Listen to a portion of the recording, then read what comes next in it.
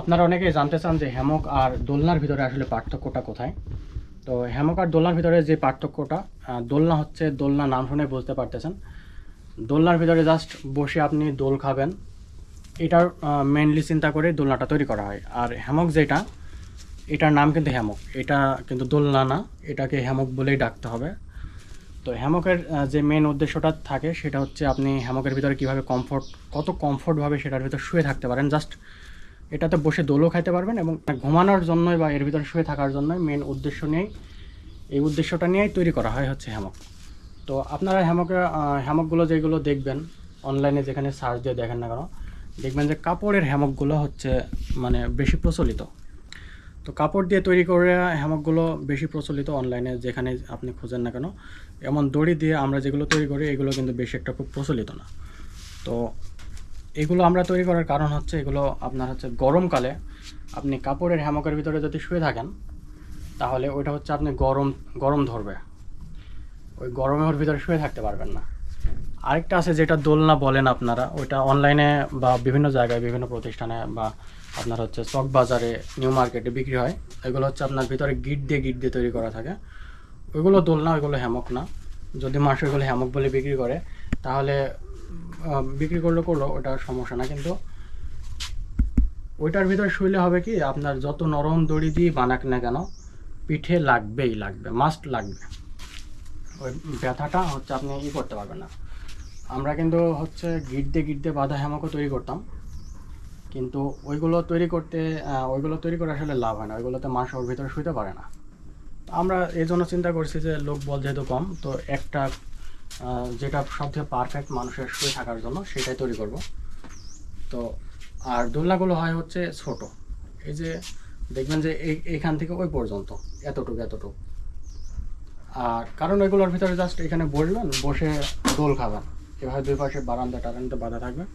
আর এগুলো তৈরি করা হয় অনেক বড় করে, যেন এর ভিতরে পারফেক্টভাবে শুয়ে থাকে, খুব কমফোর্টলি শুয়ে থাকা যায়। আর এগুলোর ভিতরে আপনি সারা রাত ঘুমাতে পারবেন, একেবারে বিছানা সোফার মতো লাগবে, একেবারে নরম। আবার এগুলো তৈরি করার সময় অনেক কিছু চিন্তা করা লাগে, যেমন আমরা যে দড়িটা দিয়ে তৈরি করি, এই দড়িটা কিন্তু আমরা নিজেরাই তৈরি করি, গবেষণামূলকভাবে তৈরি করেই এই দড়িটা আমরা ইউজ করি। এটা হচ্ছে চ্যাপটা এক ধরনের দড়ি এবং অনেক সফট।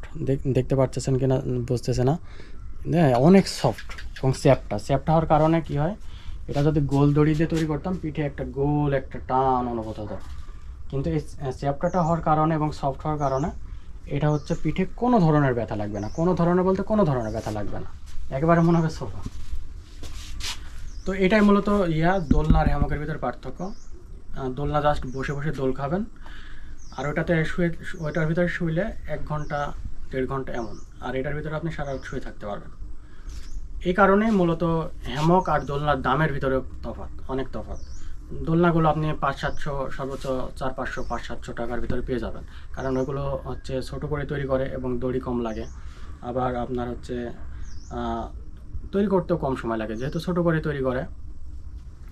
আর একটা হ্যামক তৈরি করলে তার অনেক কিছু ফিচার আপনার হচ্ছে চিন্তা করা লাগে, যেমন এই দুই পাশে কিন্তু দেখতেছেন অনেক মোটা রশি দেওয়া হয়েছে, যেন এটা কোনোভাবে মানে ফল না করে বা ছিঁড়ে না পড়ে যায়। আর একটা হ্যামক তৈরি করতে মোটামুটি 3 কেজি প্রায় রশি লাগে, প্রায় 3 কেজি, 2.5 কেজি 3 কেজি রশি লাগে। তো যেখানে 400-500 গ্রাম দড়ি দিয়ে তৈরি করে, খুব ছোটো করে তৈরি করে, সেগুলো 400-500 টাকা হতেই পারে। আর যেখানে অনেক ভালো মানের দড়ি দিয়ে, অনেক ফিচার দিয়ে যে জিনিসটা তৈরি করা হয়, এই জিনিসটার একটু দামটা একটু বেশি হবে, এটা স্বাভাবিক। আর অনেকে জিজ্ঞেস করেন যে আমাদের হ্যামকের ভিতরে কি রিং দেয় কিনা। তো আমাদের হ্যামকের ভিতরে কিন্তু এই রিংগুলো কিন্তু দেয়, এই স্টিলের রিংগুলো, স্টিলের MS বা SS, যে কোনো একটা হবে। তবে এই রিংগুলো কিন্তু সব অনেক মজবুত। আবার এই রিংগুলোকে প্রোটেক্ট করার জন্য, যেন বাই চান্স কোনো যদি সমস্যা হবে তো না, কারণ আমাদের এগুলো পরীক্ষিত জিনিস, আমরা 4-5 জন উঠেও এই রিংয়ের কিছুই হয় না, বাঁকা হয় না, ভাঙেও না। তারপরেও একটা সেফটি রশি এর ভিতরে দিয়ে রাখি। আর এই রিংগুলো আমরা পরবর্তীতে ডিজাইন করে দিই, ওই দিকটা ডিজাইন করছে, ওই দিকটা এভাবে ডিজাইন করে দিই। পরবর্তীতে আমরা রিংগুলোকে ঠিক এইভাবে ডিজাইন করে দিই সুন্দর করে। দেখছেন অনেকে হয়তো বা এটা দেখে বুঝতে পারে না যে এর ভিতরে কিছু আছে। এর ভিতরে আসলে যে স্টিলের রিং আছে, রিংয়ের উপরে আমরা এই সুন্দর ডিজাইনটা করে দিই।